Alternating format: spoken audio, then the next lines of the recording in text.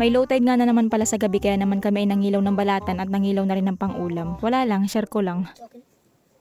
Huli! Natsambahan. So yun na nga guys for today's video. O ayan na ha, babalik na ulit tayo sa panghihibasan at nang hindi kayo nagagalit. Ngayon nga pala ay may hibas sa gabi kaya naman ay syempre kami mangingilaw na naman. At maghahanap buhay o mangunguha ng balatan o tinatawag na sea cucumber. Nga pala kung mapapansin nyo, ay talaga tong manok na ito, konti na lang. Tinola ka na sa akin. Hindi yun na nga kung mapapansin nyo yung panahon ngayon, kalmado. Kasi nga itong video na ito ay matagal na. Palagi ko baga nakakalimutan na may video pa nga pala ako na hindi nagagawa. Paano ta naman ang inatupag ay gumala.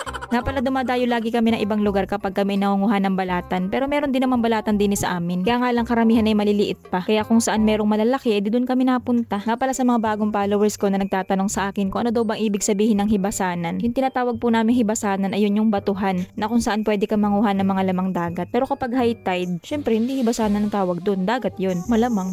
Pero yung tinatawag naman namin na hibas, ang ibig po sabihin nun ay low tide. Kapag taib, ang ibig sabihin ay high tide. So yun na nga mabalik tayo. Dini nga pala kami sa Pitogo dadayo ng pangunguha ng balatan. Ito nga pala ay Karatig Bayan laang namin. At nga pala sa mga nababasa kong comment, nabuti pa daw din sa amin at yan ang dami daw mga seafoods. Dini daw sa kanila sa Pitogo ay wala man lang daw silang makuha ng mga nakukuha ko sa hibasanan. Bakit ganun? Pag ako naman inapunta dito at ang dami kong nakikita. Ang dami kaya dito mga octopus, samaral, baliwis, balakwit, sikad-sikad. Ang daming ganyan dito. Halos dikit-dikit nga sila. Wait lang, kain po tayo mga katabudi. Dini nga pala kami kumakain sa bangka. Gawa ng maaga kasi lagi kaming umaalis sa bahay. Wala lang, share ko lang. Okay, sige, balik na tayo sa iniistorya ko kanina. Sagana ang Pitogo pagdating sa mga lamang dagat. Siguro hindi lang sila ganun karunong manguha. Kaya wala sila masyado nakikita. Parang kami lang din, dumayo pa kami ng Padre Burgos para lang manguha baga ng mga paro sa batuhan. Ay napakadami rin pala din sa Makalilon. Hindi lang kami marunong manguha. At saka marami din ditong sea urchins, may lato pa nga dito. Sa amin wala Sa Makalilon bihira lang magkaroon ng lato. Yung lato-lato sa Kati meron. At saka mga seafoods naman po ay may mga season baga sila kung kailan sila mas marami. May panahon na wala talaga sila kaya wala ka talaga makikitang ganun. Siguro natataunan nyo lang na pumunta ng hibasanan ay hindi nila season kaya wala kayong nakukuha. O diba nagmagaling na naman.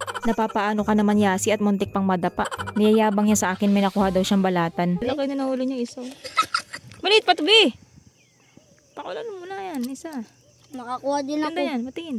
Lucky. Oh, lucky. Nakuha ko sa batong malaki. Apat.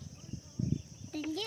Si Yasi nga pala ay laging kasama namin yan kapag kami ay dumadagat pero yan naman ay lagi lang nasa bangka. Hindi namin yan pinapanguha ng balatan. Naglalaro lang yan din sa hibasanan pero pag may nakikita nga siyang balatan ayun kinukuha na rin niya. Kaya nagdala rin siya ng kanyang lagayan. Maaga nga pala ngayon ng hibas kumbaga ay alas 6 pa lang ng hapon ay hibas na. Pero ang taib niyan ay mga alas 10 na ng gabi. Wala lang, share ko lang. May nakita nga pala ulit si Johan na klase ng balatan na kung tawagin din sa amin ay hangin ng puti. Tutuwa nga pala ko din kay Yasi ay kung saan dumaan si Johan nandun din siya. Pasunod-sunod mamaya ay dapa ito. Masunod daw siya kay Johan para makakita daw siya ng balatan. Na medyo dumidilim na nga pala ay pinabalik na namin si Yasi sa bangka at nandun naman si Papa. Si Papa kasi ay hindi naman siya nangingilaw ng lakad or bihira lang. Madalas talaga si Papa ay nangingilaw ay nakasakay sa bangka. Tinatawag niya si Papa at siya hirapan na magbitbit ng kanyang dala. Makadalawang pirasong balatan. Si Johan nga pala ay lagi na namin nakakatulong yan sa pangunguha ng balatan o sa paghahanap buhay. Pero siya naman ay hindi namin inapilit na makatulong sa amin. Kumbaga siya lang ang nag-aakusa at siya nag-a-enjoy nga sa pangingilaw. Nga pala lagi may naku-curious kung ano daw ba ang lasa na ring balatan kapag daw ito ay niluto. Alasa po nito ay para siyang taba ng baboy. Parang ganun.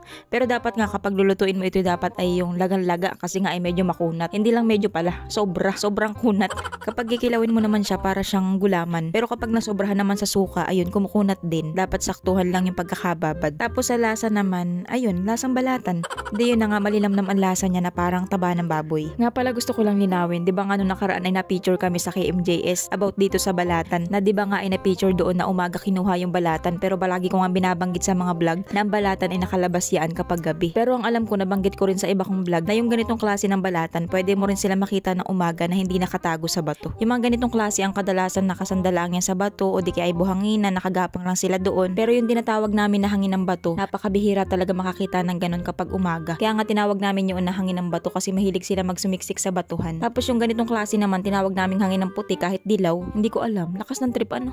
Pero yun na nga ang ibig ko sabihin ay maganda talaga manguha niyan kapag gabi kasi lahat ng klase niyan ay nakalabas. Hindi katulad kapag umaga. Depende lang sa klase nila yung mga lumalabas lang na umaga. May mga nagme-mention kasi sa akin doon na sabi nila maniniwala na sana kami kaso napanood namin kay Miss Tabo din na pinapanguha naman niya na gabi. Pero yun na nga siguro hindi lang niya napanood yung iba kong vlog kasi alam ko talaga ibinanggit ko rin yun. So yun lang, bye. Ay, hindi pa pala tapos. So yun na nga may nakita nga pala ko ditong ano nga ba nakita ko dito at ako'y napahinto. Limot na rin na ano. Ang tagal na kasi nitong video. Ayun, isda pala. isdang kalaso kung tawagin din sa amin. Yung ganitong klase nga pala ng isda ay mahaba siya, nakadalasan makikita ay sa buhanginan. Medyo mahirap itong hulihin kapag asibatin mo lang at gawa ng payat ngayaan, mahirap patamaan lalo na kapag ang talim mo ay aisa. Maganda ipanghuli sa ganito ay sirok. Tapos ayan nga, may nakita nga pala ulit akong isda. Ito namang isda na ito ay kung tawagin din sa amin ay hasuhos. Kadalasan din ito ay makikita sa buhanginan, pero meron din naman sa batuhan, kaya lang ay madalang. At yun nga, medyo mahirap lang ito hulihin at gawa ng mailap. At yun nga, pangalawang sirok ko na, abay sala pa din, parang ginagago lang ako nitong isda na ito Pero hindi nga ako titigil hanggat hindi ko nahuhuli. At pangatlong sirok ko na nga, ayun, sala pa din, pang-asar.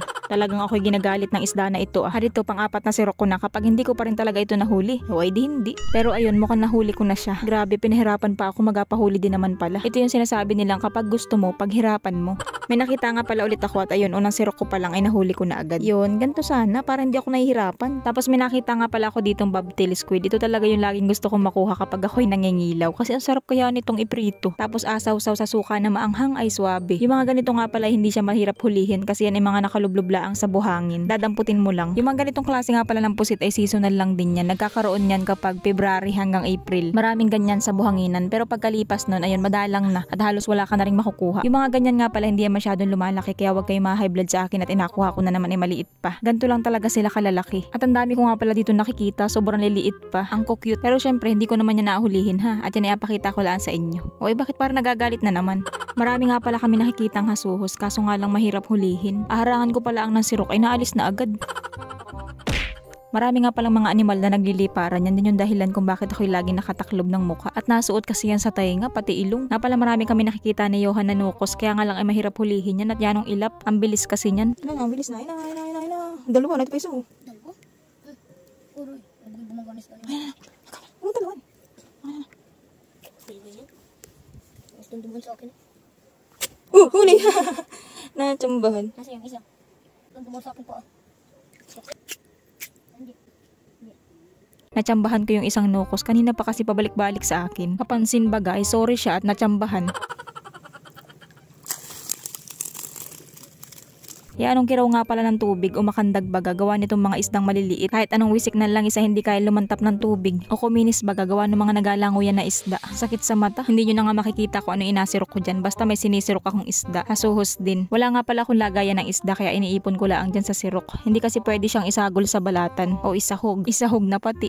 Isalo. Ilahok. Ayun. Yano ay. Kay naman. Tagalog na hindi pa maintindihan kung anong agamitin na salita. Basta yun. So yun na nga mga balatan kasi hindi yan pwede lahukan ng isda, kinason or kahit kasag. Kasi ang mga balatan ay sensitive, nalulusaw yan. Kaya ang laman ng timba namin ay balatan lang talaga. Nagdadala lamang kami ng ecobag na paglalagyan ng mga nahuhuli naming pang ulam. Pero nakalimutan ko kasing magdala. Ha pala yung mga nagalango yan na isda ay maliliit pala na guno. Yun bagang masarap ikilaw. Nadadamay kasi sila kapag sumisirok ako ng hasuhos o ay di hulihin ko na nga rin sila. Pero maliliit pa nga lang, pero naisip ko nga na masarap yan sigurong ukuyin. Kaya hinuhuli ko na. Tapos ayan, may nakita nga rin pala ako ditong baliwis kung tawagin din sa amin o tinatawag sa iba na danggit. Yung ganitong klase nga pala ng isda ay madali lang yan hulihin. Kumbaga hindi ganun kailap kasi yan ay kapag natalawan mo ng flashlight, tumitihaya sila. May nakita nga rin pala akong klase ng eel na kung tawagin din sa amin ay ubod. Pero hindi ko naman yan hinuli kasi nga maliit pa. Wala lang, share ko lang. Ito nga lang pala yung mga nakuha kong balatan at paakyat na nga kami ng bangka at gawa ng taib na. Bali pinaghihiwalay nga pala namin itong mga balatan depende sa klase nila. Sensitive kasi itong mga hangin ng puti at hangin ng bato na tinatawag. Nalulusaw sila kapag nalalahukan itong klase ng balatan na kung tawagin ay gulong. Itong nasa gitna. Nga pala bago tayo magpatuloy ay shoutout muna kay John Vincent, Nikki James, Chardin Onyate, Tintin, Tirdi, Roselyn Regalario, Katupaps ni Ayat, Rainiel Branzuela, Rayan Orsal, Jess Ril, at kay Oda Bidor. So yun na nga guys, nakauwi na nga pala kami at ito nga pala yung mga nakuha namin pang ulam. Walang kasawaang tagutungan na naman ito. Iihawin yung iba tapos yung iba ay aadobohin. Bukas na umaga na nga pala namin lulutuin yan at gawa ng hating gabi naman na. Pero yung mga balatan nga ay kailangan na lutuin ngayon kasi nga yan ay malulusaw na kapag pinagpabukas pa. So yun lang, bye!